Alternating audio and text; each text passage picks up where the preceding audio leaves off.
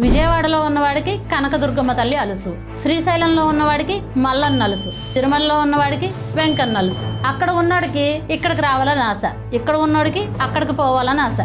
కానీ ఉన్న ఊళ్ళో దేవతను మాత్రం గౌరవించడం చేత కాదు. నువ్వు వెళ్ళాలి అని అనుకున్నప్పుడు తిరుమల వెళ్ళు, శ్రీశైలం వెళ్ళు, అవసరమైతే కాశీకైనా వెళ్ళు. నీ పరిస్థితులు బాగుండి అనుకూలిస్తే ఎక్కడికైనా వెళ్ళొచ్చు, తప్పేం లేదు.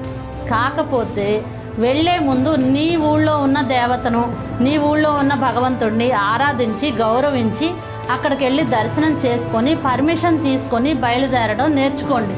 ఎక్కడికైనా వెళ్ళండి, కానీ మన ఊళ్ళో ఉన్న దేవత దగ్గరికి వెళ్ళి చెప్పి ఒక్కసారి పర్మిషన్ తీసుకొని బయలుదేరండి.